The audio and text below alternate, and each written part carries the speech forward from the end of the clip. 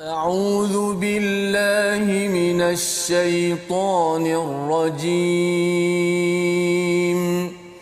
بسم الله الرحمن الرحيم.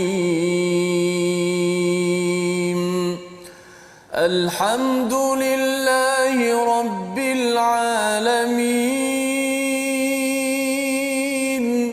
الرحمن الرحيم. مالك يوم الدين. إياك نعبد وإياك نستعين. اهدنا الصراط المستقيم.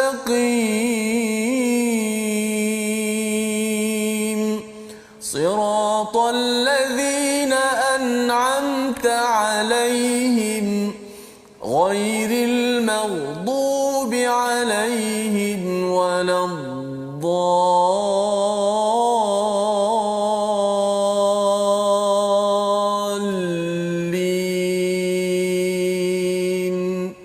آمين.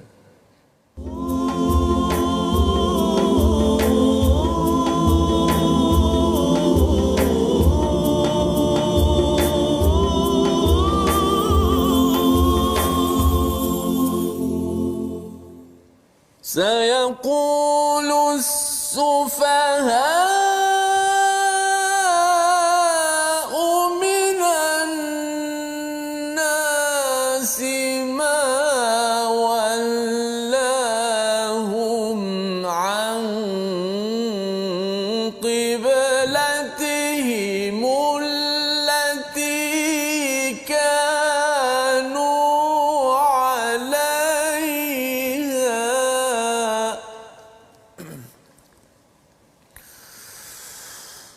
قل لله المشرق والمغرب يهدي من يشاء إلى صراط مستقيم.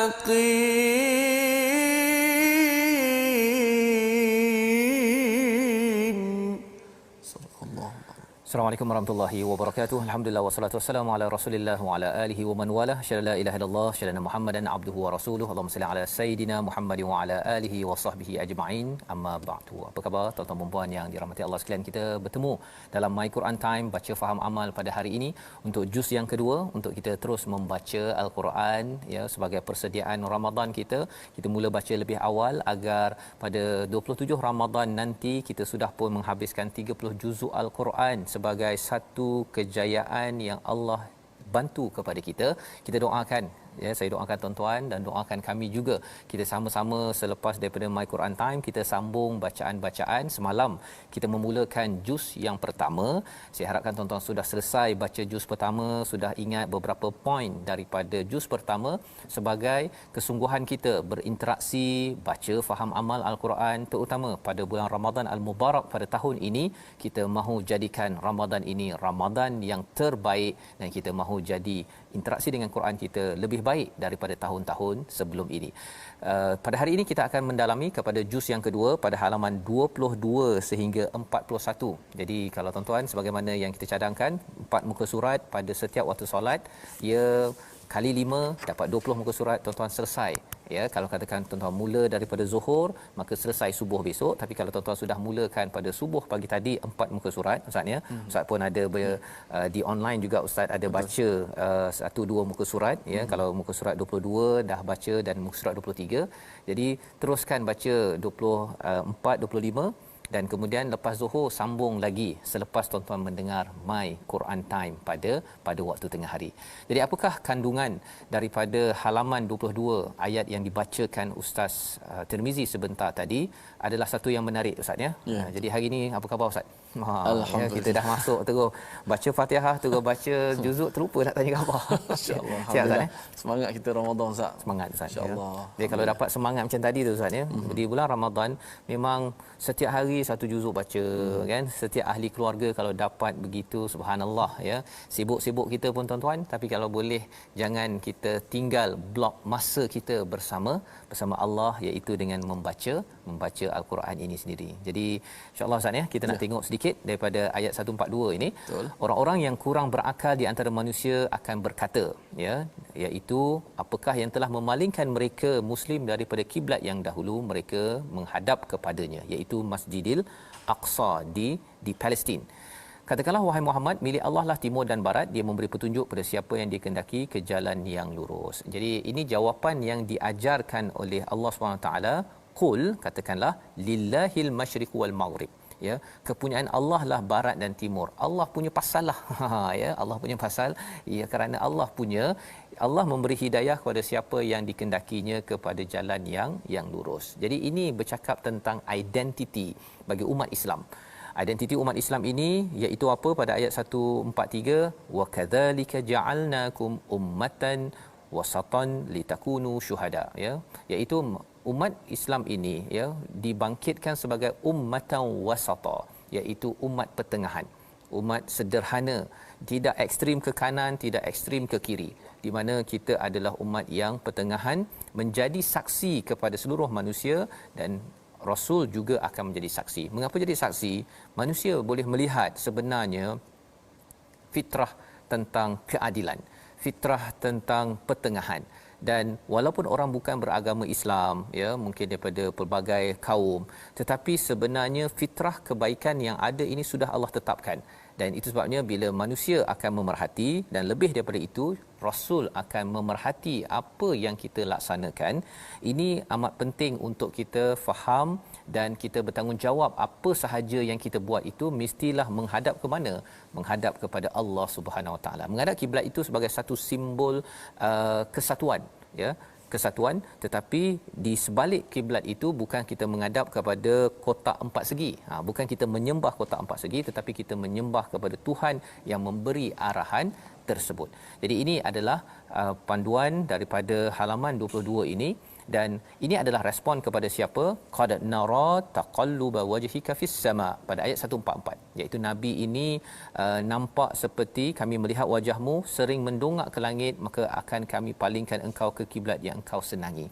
Ya, nabi mengharap, ya, ada perubahan kerana bercakap tentang Masjidil Aqsa tadi itu dihadap juga oleh orang-orang Yahudi yang berada di Madinah, yang mereka ini sendiri ada masalah yang tersendiri.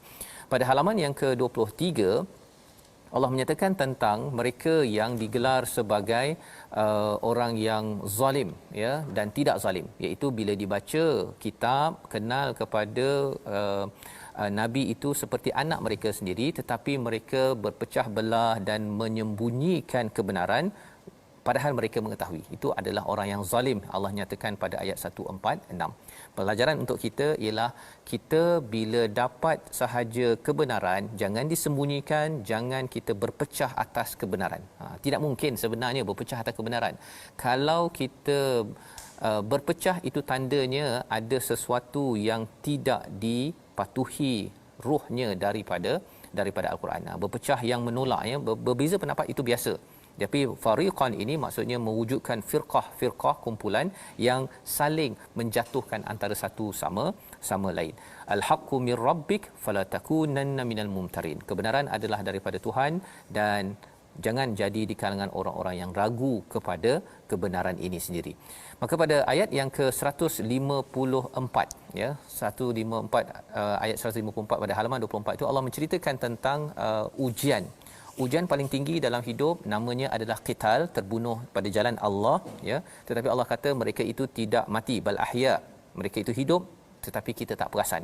Kita tak perasan pasal apa? Pasal ianya hanya difahami oleh orang-orang yang berada pada jalan Allah. Dia sebabnya orang yang syahid, ya, dia punya semangatnya itu akan membakar kepada orang yang masih hidup, Ustaz, ya.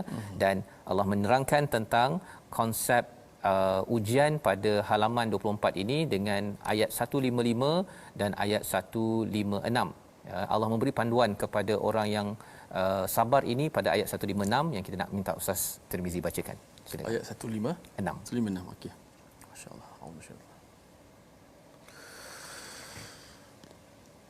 الذين إذا أصابتهم مصيبة قالوا إنا لله وإنا إليه راجعون.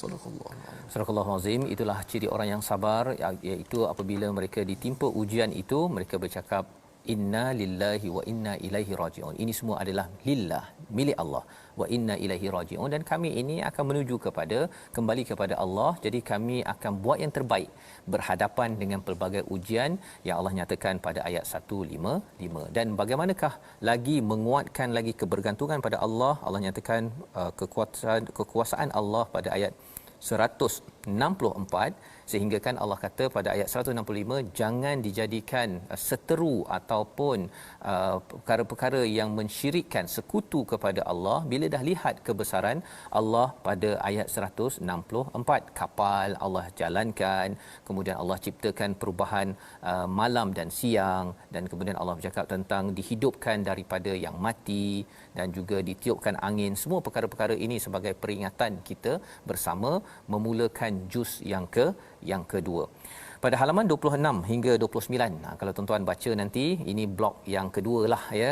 Kalau kita baca pada solat yang seterusnya nanti, kalau tuan-tuan bahagikan 4 muka surat, ada peringatan daripada Allah SWT pada ayat 170 untuk sama-sama kita baca bersama dengan Ustaz Tirmizi. Baik, muka surat apa? 26. 26. Pada ayat yang ke 170. 170. Baik. Bismillah. وَإِذَا قِيلَ لَهُمُ اتَّبِعُوا مَا أَنزَلَ اللَّهُ قَالُوا بَلْ نَتَّبِعُ مَا أَلْفَيْنَا عَلَيْهِ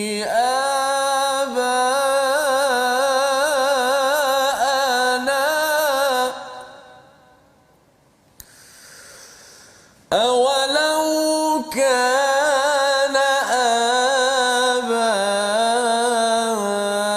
آباؤهم لا يعقلون شيئا ولا يهتدون.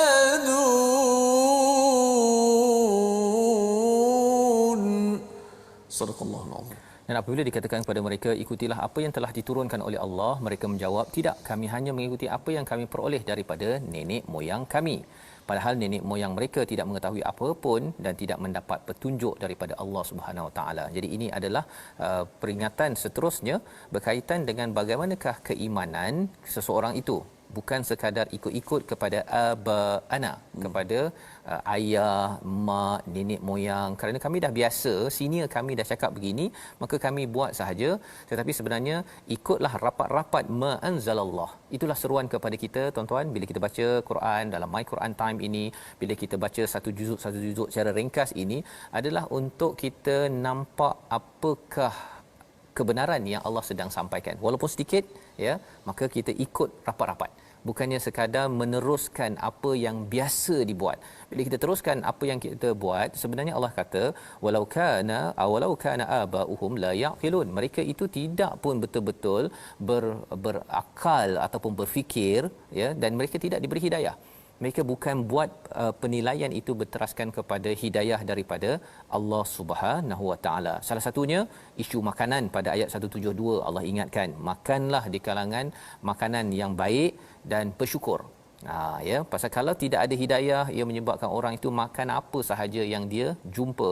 Padahal sebenarnya Allah ingatkan pada ayat 173, ada perkara yang diharamkan ya, darah yang mati, bangkai yang tidak disembelih dengan nama Allah, semua itu adalah perkara yang tidak layak untuk diikuti. Itu adalah puncak kepada satu perkara yang sekadar ikut-ikutan, ya, yang perlu kita sama-sama ingatkan. Dan seterusnya pada halaman 27 Allah mengingatkan kepada kita tentang ayat al-bir.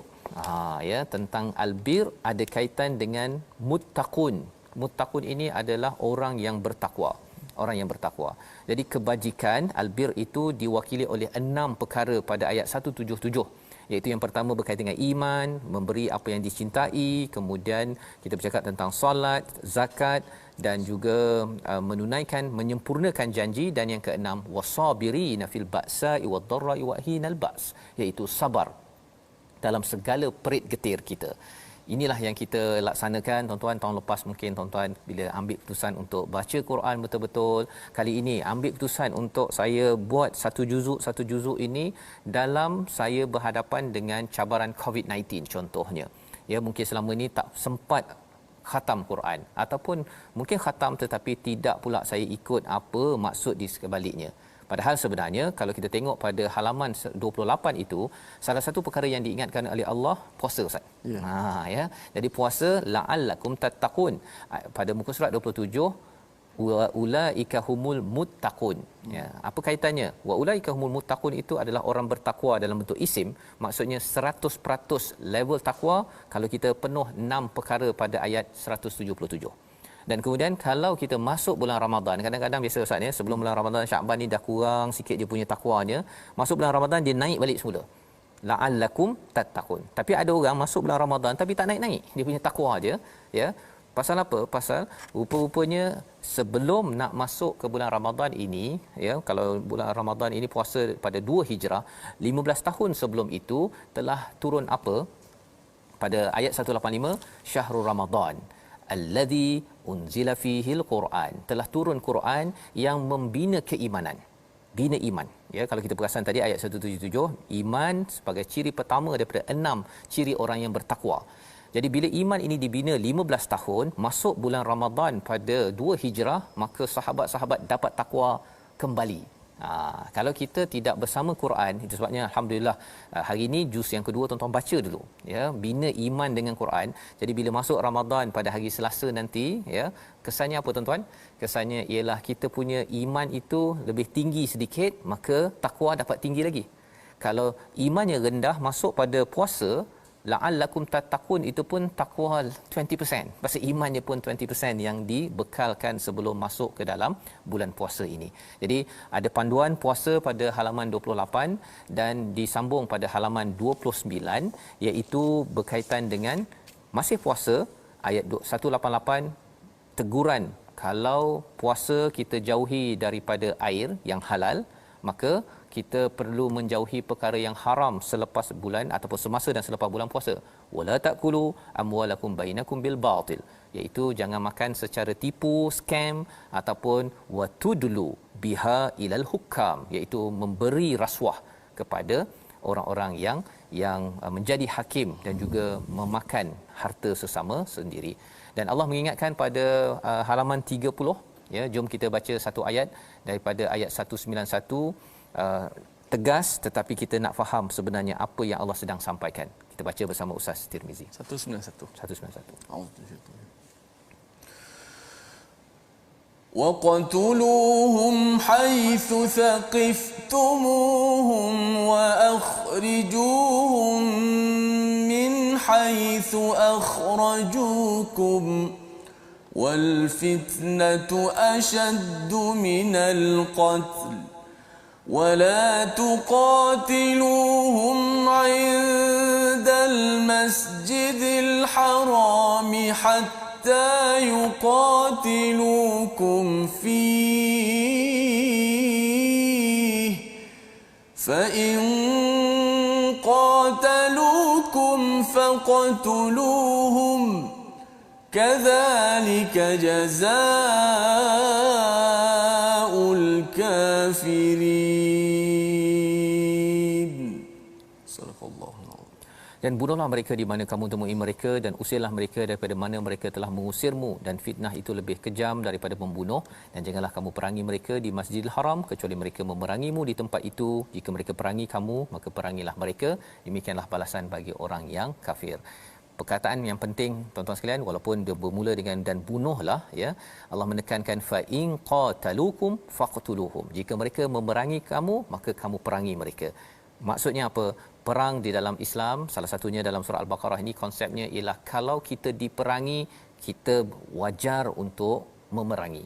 Tetapi kita bukanlah orang yang balas dendam, orang yang memang nak serang semua orang, kerana Allah nyatakan pada ayat 192, fa inin tahau, jika mereka itu menamatkan peperangan, gencatan senjata, maka sesungguhnya Allah Maha Pengampun lagi Maha Penyayang. Peranan umat Islam adalah gencatan senjata. Kan, kalau orang yang memang suka menyerang, orang dah gencat senjata, kita tebas lagi sekali, ya, tetapi itu bukan konsep perang di dalam Al-Quran. Maka Allah mengingatkan kepada kita pada ayat yang halaman 30, halaman 31 ini, ialah tentang masa yang tertentu tidak boleh berperang, dan kemudian Allah menyatakan tentang apakah yang perlu diberi perhatian dalam perjuangan, iaitu ada yang berjuang kerana nak dapat dunia, tetapi ada orang yang berjuang pada halaman 31 ayat 201 yang menyatakan dengan doa yang selalu kita baca, Rabbana atina fid dunya hasanah wa fil akhirati hasanah wa qina azabannar. Okey, jadi itu adalah ayatnya, dan kita lihat pada halaman 32 bercakap tentang apa? Tentang perjuangan, tentang takwa, dan Allah menyeru pada ayat 208, masuk Islam ini masuklah secara kafah, secara sempurna. Jika tidak, nanti kita khawatir kita terganggu dengan langkah-langkah syaitan. Syaitan ini cara dia ialah dia akan mansuhkan, ataupun dia cuba goda agar kita ambil sikit-sikit sahaja daripada Islam, menyebabkan mudah diserang, dan ini yang tertera pada ayat 208. Dan juga pada halaman 33 Allah kembali balik cerita tentang Bani Israel untuk kita ambil pelajaran bahawa sebenarnya Allah boleh saja menjadikan umat manusia ini satu, beriman, tetapi itulah peluang untuk kita berjuang. Dan bagi tuan-tuan yang mengikuti My Quran Time, terus berjuang, dan kita ingin berehat sebentar, kembali semula menyambung apakah formula perjuangan dalam halaman 34 dan seterusnya. My Quran Time, baca faham amal, insya-Allah.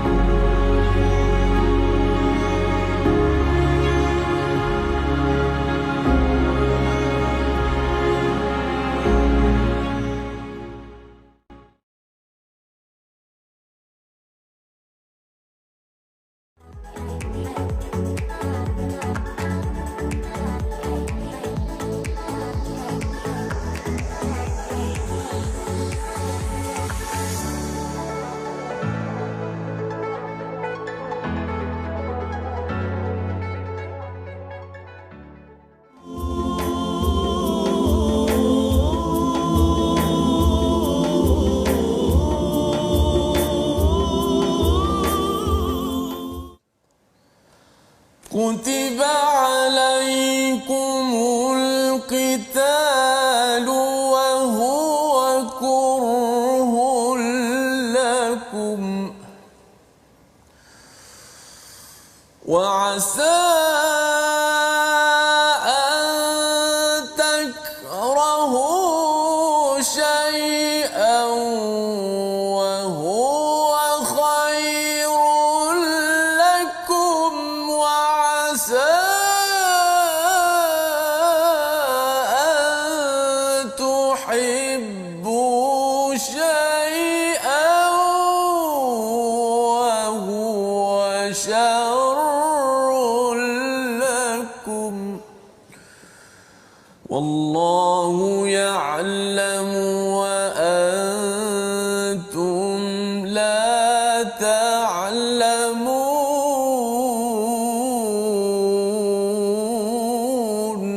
صدق الله العظيم. Surah Al-Azim, kita kembali dalam My Quran Time baca faham amal pada hari ini, pada juz yang kedua. Kita sudah pun melewati kepada 33 halaman, dan pada halaman 34 ayat 216 ini Allah berfirman, diwajibkan ke atasmu berperang walaupun kamu tidak menyukainya. Boleh jadi kamu bencikan sesuatu padahal ia baik bagimu, dan boleh jadi kamu sukakan sesuatu tetapi ia tidak baik bagimu. Allah mengetahui sedangkan kamu tidak mengetahui. Kita bersama dengan seorang rakan kita, Puan Nadia Nordin daripada Rumah Ngaji Negeri Sembilan, untuk kita dengarkan tadabbur ringkas online. Bismillahirrahmanirrahim. Ayat ini menyedarkan saya bahawa mungkin ada perkara yang saya suka buat tapi sebenarnya tak bagus untuk saya. Begitu juga mungkin ada perkara yang saya tak rela nak buat tapi amat bagus untuk saya. Saya mesti betul-betul ingat bahawa Allah lebih maha mengetahui segala-galanya berbanding saya yang lemah ini. Wallahu alam. Terima kasih diucapkan pada Puan Nadia di online untuk berkongsi, ya, apakah tadabbur, mesej yang kita boleh ambil daripada ayat 216 sebentar tadi sebagai panduan kita bersama. Dan kita nak ambil satu lagi ayat, ya. Kalau dalam ayat 217 itu Allah menceritakan tentang Syahrul Haram, tentang bulan haram, berperang padanya ada 4 bulan, tetapi lebih daripada itu Allah mengingatkan tentang apakah pantang larang yang perlu kita faham, dan jangan sampai ianya diambil mudah, ya, pada ayat 217. Tetapi perjuangan tetap perjuangan. Allah memuji kepada orang-orang yang beriman, yang berhijrah pada ayat 218. Kita baca satu lagi ayat pada halaman 34 bersama Ustaz Tirmizi. Auzubillahi minasyaitanir rajim. Innal ladzina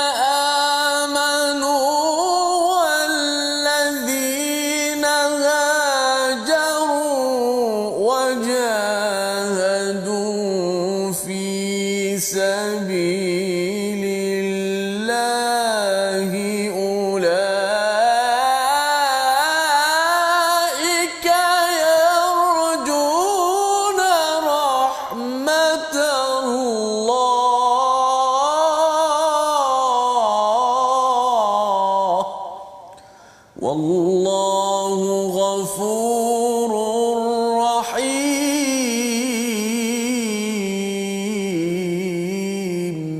Sadaqallah. Sesungguhnya orang-orang yang beriman dan orang-orang yang berhijrah dan berjihad di jalan Allah, mereka itulah yang mengharapkan rahmat daripada Allah Subhanahu Wa Taala.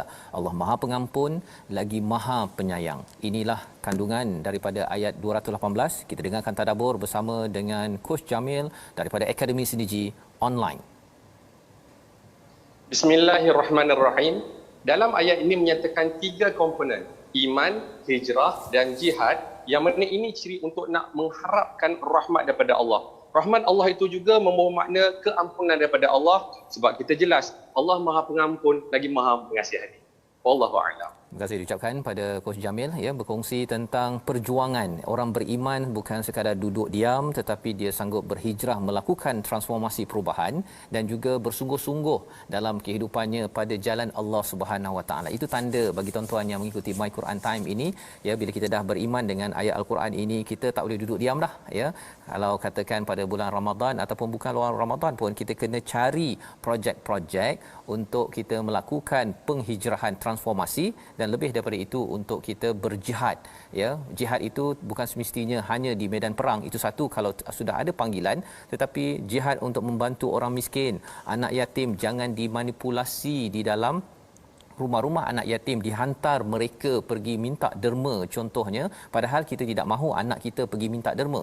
Perkara-perkara itu yang perlu kita beri perhatian dalam ayat 218 sebentar tadi. Dan ayat seterusnya bercerita tentang orang yang tak nak pergi berjuang, dia kalau boleh nak yang mudah-mudah. Dia kalau boleh berhibur-hibur dengan apa? Arak, dengan judi, ya. Allah tekankan perkara ini pada ayat 219 dan diteruskan dengan menjaga harta anak yatim pada ayat yang ke-220 itu sendiri. Jadi di sini pada halaman 35 ada panduan-panduan tentang anak yatim, tentang darah wanita, tentang pada halaman 36 ini tentang sumpah-sumpah, ya.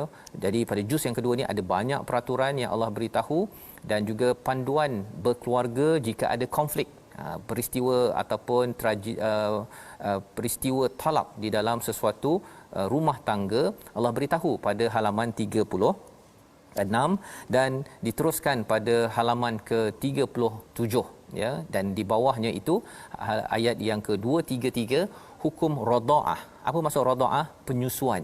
Berapa lama, apa tanggungjawab ayah kalau katakan si suami itu sudah berpisah dengan si ibu contohnya. Itu disampaikan pada halaman 37. Kita pergi kepada halaman 38, ya, 4 muka surat terakhir kita daripada juz yang kedua, bercakap tentang masih lagi cabaran konflik dalam rumah tangga ataupun kalau isu kematian suami. Kita baca daripada ayat 234 dipimpin Ustaz Tirmizi.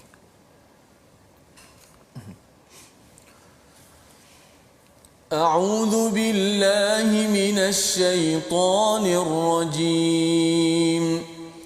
والذين يتوفون منكم ويذرون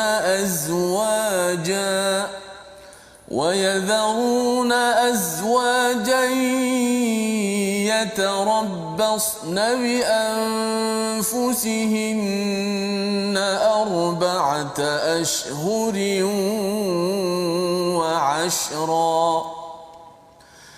فإذا بلغن أجلهن فلا جناح عليكم فيما فعلن في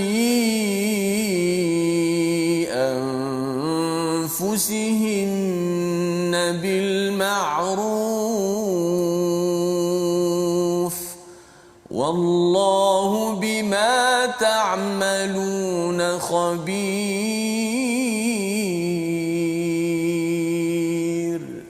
صدق الله العظيم. Dan orang-orang yang mati di antara kamu serta meninggalkan isteri-isterinya hendaklah mereka menunggu 4 bulan 10 hari. Kita tanya-tanya mengapa pula tiba-tiba muncul ayat berkaitan dengan tentang kematian suami, ya, talak dan sebagainya. Kita kena ingat tuan-tuan sekalian, apabila seseorang itu sudah pun berkiblatkan kepada Allah Subhanahu Wa Taala, berkiblatkan kepada Masjidil Aqsa kembali, bila ada pertukaran itu, ia ada kaitan dengan identiti, cara kita menguruskan sesuatu cabaran dalam kehidupan. Satunya tadi kita bercakap tentang kita kalau berperang, kalau katakan stop, itu ciri identiti umat Islam. Seterusnya apa? Bila kita cakap tentang wasatan ini, pertengahan adalah bila ada anak yatim. Contohnya, kita adalah orang yang amat peka, paling peka, lebih peka daripada orang-orang yang bukan Islam dalam menguruskan harta anak yatim, sehingga kan sahabat takut kalau katakan ada anak yatim dalam rumah, mereka makan bersama dengan anak yatim, mereka tak nak, mereka takut sangat sampai mereka asingkan. Sehingga turunlah ayat yang telah kita baca tadi dalam ayat ke-220, ya, bercakap tentang betapa pekanya jangan makan harta anak yatim dan juga menzalimi anak yatim. Itu identiti umat Islam. Dan identiti seterusnya ialah apabila ada konflik, hatta bila ada konflik dalam rumah tangga ataupun anak yang perlu disusukan, ya, ada identiti umat Islam. Umat Islam bukannya kalau katakan suami itu sudah berpisah ataupun kalau kita bercakap tentang ada cabaran menyusukan anak, ya, bagi seorang pemimpin, dia kata itu masing-masing punya hal. Tak. Ia diperjuangkan oleh Allah, ya, daripada langit untuk ibu-ibu yang ada anak, kerana ini semua adalah amanah daripada Allah Subhanahu Wa Taala. Maka pada ayat 234 Allah menyatakan mereka yang meninggal, suami yang meninggal ini meninggalkan isterinya, hendaklah melakukan iddah selama 4 bulan 10 hari, ya. Itu identitinya. Dia tak macam orang lain, mungkin dia rasa macam dia dah kematian suami, rasa dia happy, dia jumpa orang lain, kahwin. Tidak. Kerana ia menjaga kebersihan, menjaga nasab. Fa idza balagna ajalahunna fala junaha alaihim fala junaha alaikum fima fa'alna fi anfusihinna bil ma'ruf. Jika sudah habis, ya, tiada dosa tentang apa yang mereka lakukan terhadap diri mereka dengan cara yang betul, makruf, sesuatu yang biasalah. Maksudnya tidaklah melampau daripada ciri seorang balu kepada seorang suami yang telah ditinggalkan. Dan wallahu bima ta'maluna khabir. Allah tahu apa yang kamu lakukan.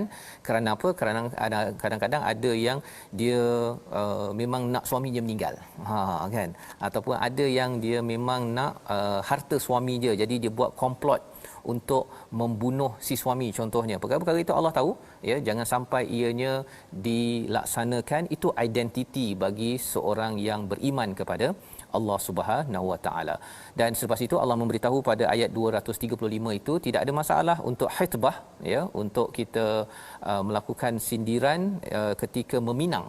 Ya, tidak ada masalah kalau katakan sudah habis iddahnya, dan ada panduan lagi pada ayat 236, tiada dosa bagimu jika kamu menceraikan isterimu yang belum kamu sentuh atau belum kamu tentukan maharnya, dan hendaklah kamu beri mereka mut'ah bagi yang mampu mengikuti kemampuannya, dan bagi yang tidak mampu mengikuti kesanggupannya pemberian dengan cara yang patut.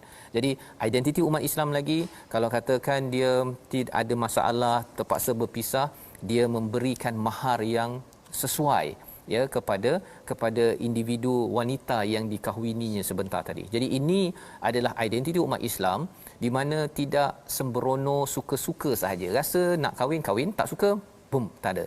Ia melambangkan tanggungjawab. Di sebalik rasa ingin berumah tangga, di sebaliknya itu ada tanggungjawab yang hilang sebenarnya di kalangan orang-orang bukan Islam. Ada yang kata dia nak berhibur saja, ya, dia tidak mahu ambil tanggungjawab. Dan perkara ini kalau tidak diangkat, maka kesannya ia akan masuk kepada anak-anak Islam, dan ini adalah halaman 38 yang perlu diperjuangkan. Halaman 39, ya, di dalam kekecohan ataupun mungkin konflik rumah tangga muncul ayat hafizu 'alas salawati was salatil wusta pada ayat yang ke-238. Allah mengingatkan kepada kita, ya, pada halaman 39 ini tentang solat. Jadi kalau kita perasan Ustaz, ya, mengapa pula tiba-tiba pasal solat, ya. Jadi sudah tentunya kacau macam mana pun sebenarnya solat jangan ditinggalkan. Sampaikan pada ayat 239, satu lagi kekacauan yang boleh berlaku ialah perang. Jika kamu takut farijalan au rukbanan, jika kamu takut bahaya, solatlah sambil berjalan kaki ataupun solatlah sambil berkenderaan. Ya, pasal dua konflik paling besar di dunia ini namanya dalam rumah cerai, luar rumah perang. Dua-duanya Allah letak dekat-dekat, tetapi poinnya ialah solat sebagai penyelesaian di dalam menghadapi konflik tersebut. Dan ini diteruskan lagi, ya, pada halaman 39 ini tentang panduan menguruskan walil mutalaqqati mata'un bil ma'ruf pada ayat 241. Bagi perempuan yang diceraikan hendaklah diberi mut'ah mengikut cara yang patut sebagai satu kewajipan bagi orang yang bertakwa. Apakah mata' itu? Maksudnya ialah belanja yang menyenangkan kepada mereka mengikut kadar makruf yang difahami oleh ataupun sesuai dalam norma sesuatu masyarakat. Kadzalika yubayyinullahu lakum ayatihi la'allakum ta'qilun, ayat 232. Demikianlah Allah menerangkan kepadamu ayat-ayatnya agar kamu memahami. Sebenarnya saya nak tanya tadabbur kepada rakan kita online, tapi tak apalah, ya, saya kongsi terus saja. Mengapa Allah cakap ini sebagai yubayyinullahu lakum ayatihi la'allakum ta'qilun? Ya, kerana Allah nak kita ini fikir betul-betul. Ya, ta'qilun ini adalah orang yang mahu menggunakan akal betul-betul. Perkataan akal itu ada kaitan dengan igal kalau dekat Saudi tu Ustaz, ya, yang getah warna hitam tu, untuk mengelakkan daripada tudung tu jatuh, ya. Dia punya apa nama yang dipakai tu? Selendang itulah. Selendang itulah, kan, daripada jatuh. Bila kita cakap la'allakum ta'qilun, sebenarnya Allah suruh kita jangan sampai akal kita yang sepatutnya mengelakkan kita daripada jatuh, kalau tak guna akal betul-betul, kita akan hancur. Apa yang hancur? Institusi keluarga kita hancur. Ya, apa akan berlaku? Anak kita perempuan, ya, ataupun kakak kita perempuan, ibu kita perempuan akan hancur. Kerana apa? Kerana identiti sebagai umat Islam, ummatan wasatan ini tidak diperjuangkan sebenar-benarnya. Diambil ringan, ya, diambil ringan. Suka ada konflik ke tak ada konflik itu satu perkara Ustaz, ya, tetapi jangan ambil ringan peraturan daripada Allah Subhanahu Wa Taala. Jadi terus kita pergi kepada halaman ke-40 dan 41. Allah menyatakan daripada seawal ayat 243 ada perkataan alam tara, ya, pada ayat 246 alam tara. Kita nak lihat kepada satu ayat 246, apakah kamu tidak melihat kisah Bani Israel? Kembali balik untuk kita mengambil pelajaran pada hari ini. Silakan Ustaz. Baik, alhamdulillah. 246. 246. Masya-Allah, panjang sikit ni, ya. Oh ya. A'udzubillahi minasyaitanir rajim. ألم تر إلى الملأ من بني إسرائيل موسى إذ قالوا لنبي له مبعث لنا ملكا نقاتل في سبيل الله قال هل عسيتم إن كتب عليكم القتال ألا تقاتلوا قالوا وما لنا ألا نقاتل في سبيل الله وقد أخرجنا من ديارنا وأبنائنا فلما كتب عليهم القتال تولوا إلا قليلا منهم والله عليم بالظالمين. صدق الله. Surah Al-Azim, gitulah daripada ayat 246 Allah membawakan kepada Nabi Muhammad, kepada kita, alam tara, apakah kamu tidak memerhatikan kepada malak pembesar di kalangan Bani Israel. Ini adalah kesinambungan daripada ayat 243 halaman sebelahnya, sebelum ini pada halaman 39. Allah membawakan kepada kita, ya, kalau tadi tentang undang-undang, okey, kemudian terus balik kepada sejarah, kemudian nanti Allah bawa balik kepada alam. Itu adalah cara bagaimana al-Quran ini berfungsi ataupun disampaikan, ya, bawa pada alam agar kita rasa relax sikit. Kemudian pergi pada bawah, oh, undang-undang ini wahyu daripada langit, ya. Kemudian kita pergi balik pada flashback balik pada sejarah. Itu untuk mengelakkan daripada bosan, satu, dan yang lebih penting ialah kita nampak hujah di dalam al-Quran ini boleh datang daripada atas, ya, peraturan daripada Allah, panduan daripada Allah, wahyu datang daripada depan, daripada alam sekitar, daripada pelbagai teori ilmu yang ada, dan juga daripada sejarah pengalaman yang ada. Jadi kali ini sejarah kita lihat bahawa pembesar ini berkata bahawa bila mereka ini dah dihalau, ya, dihalau daripada mana? Daripada Firaun, ya, maka mereka ini ingin pergi ke kawasan-kawasan yang patut, ya, iaitu kepada Palestin, dan bila angkatlah seorang raja untuk kami, nescaya kami berperang di jalan Allah. Mereka minta apa? Di kalangan malak ini, tolong pilih satu ketua. Sebenarnya ada Nabi Musa, Ustaz, ya. Nabi Musa dah ada. Nabi Musa lah dia ikut. Betul. Tapi dia kata tolong pilih di kalangan kita semua ni siapa pemimpin. Allah. Maksudnya apa? Itu agenda mereka sebenarnya, tolong iktiraf kami. Kan itu kemahiran orang politik lah. Orang politik ni kadang-kadang dia rasa nampak macam dia nak tunjuk baik, kan. Saya nak minta nasihat lah daripada ustaz, rasanya di kalangan mereka ni siapa yang patut jadi ketua, kan. Sebenarnya dia nak minta endorsement daripada siapa? Daripada Nabi Musa. Jadi kalau orang agama tidak baca ayat ini, akhirnya kita jadi naif, kita senang mudah ditipu. Ustaz, sila ambil RM1,000 ni, tolong beri ceramah sikit di dalam program kami. Rupa-rupanya ia adalah satu endorsement yang kita kena berjaga-jaga di dalam kehidupan kita. Baik, jadi dalam hal ini ayat 247, Nabi mereka berkata kepada mereka, sesungguhnya Allah telah mengangkat Talut menjadi rajamu. Tadi dia minta raja. Nabi Musa jawab. Nabi Musa jawab, dia bukan tak jawab, tapi jawabnya itu dengan panduan wahyu. Apa respon mereka? Bagaimana Talut mendapat memerintah ke atas kami sedangkan kami lebih berhak ke atas kerajaan itu daripadanya dan dia tidak diberi kekayaan yang banyak. Dia pula tadi dah minta, Ustaz, ya. Tapi lepas tu kata macam mana pula dia boleh? Dia tu miskin, dia tak ada harta yang banyak. Sepatutnya kami yang memerintah. Tadi mereka yang minta ketua. Dia nampak macam baiklah nak minta tolong bagi nasihat kepada kami. Tetapi bila dah diberi nasihat, mereka engkar. Maka dijawab dalam ayat ini, Nabi menjawab, Allah telah memilihnya menjadi raja kamu dan memberikan kelebihan ilmu dan fizikal. Allah memberi kerajaannya kepada siapa yang dia kehendaki. Kerana fizikalnya, kerana ilmunya, maka Talut yang akan melawan Jalut menjadi ketua, ya. Dan ini diteruskan dalam halaman ini dan diterus sampai kepada halaman 41.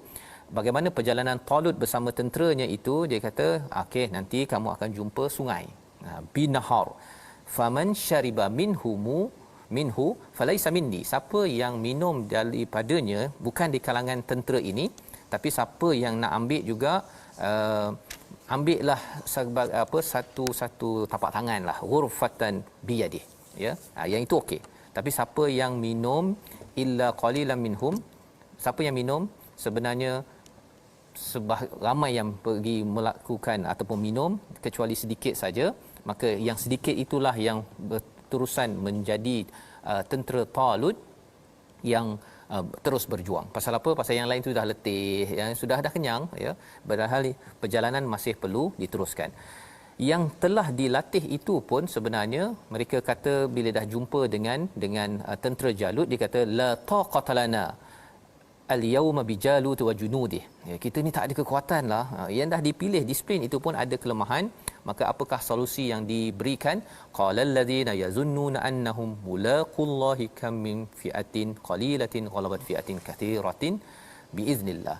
Yang positif mengingatkan kepada yang negatif dari kalangan mereka yang telah lulus ujian sungai tadi, betapa ramai, betapa ada tentera yang sikit boleh mengalahkan yang banyak. Wallahu ma'as sabirin. Jadi poinnya, dalam kehidupan kita berjuang, kalau ada perkara-perkara negatif yang muncul, kita kena pancung, kita kena ingatkan, sebenarnya kita on the right track, kita dalam perjuangan yang betul. Ada ramai sahaja perjuangan sebelum ini, sikit tapi boleh mengalahkan yang banyak. Yang kita doakan agar tuan-tuan, kalau tuan-tuan adalah orang yang sikit mengusahakan khatam Quran, teruskan perjuangan, jangan lemah semangat. Kita berdoa bersama Ustaz Tirmizi agar kita dibantu Allah Subhanahu Wa Taala. Bismillahirrahmanirrahim. Alhamdulillahi rabbil alamin, wassalatu wassalamu ala Rasulillah wa ala alihi wa sahbihi ajma'in. Allahumma ballighna Ramadan, Allahumma ballighna Ramadan wa barik lana fihi. Allahumma akhrijna fihi minal maqbulin ya rabbal alamin. Ya Allah, ya Tuhan kami, pertemukanlah kami ke bulan Ramadan ini ya Allah. Ya Allah, pertemukanlah kami pada bulan Ramadan nanti ya Allah. Berikanlah kekuatan dan kesihatan kepada kami untuk kami beramal, untuk kami merebut segala peluang, kesempatan, ganjaran pahala yang Kau telah janji dan sediakan untuk kami ya Allah. Ya Allah, ampunkanlah dosa kami ya Allah. Walhamdulillahirabbil alamin. Amin ya rabbal alamin. Terima kasih diucapkan pada Ustaz Tirmizi. Kita mendoakan tuan-tuan menjadi pejuang yang sentiasa berdisiplin, dan inilah yang kita ingin angkat dalam tabung gerakan Al-Quran, membina generasi yang ada identiti berteraskan Quran yang telah pun diedarkan di seluruh negara. Harapnya tuan-tuan adalah individu yang akan pergi imarahkan lagi institusi-institusi yang telah pun kita sampaikan sumbangan tuan-tuan. Akhirnya kita membina negeri negara, masyarakat, keluarga yang berdisiplin dan berjuang atas dasar identiti sebagai seorang mukmin daripada Al-Quran. Kita bertemu kembali dalam jam 10 dan 6 pagi. Rancangan ini dibawakan oleh Mufas. Terus mendoakan tuan-tuan pada juz ketiga pada hari esok insya-Allah. Kita bertemu lagi My Quran Time, baca faham amal.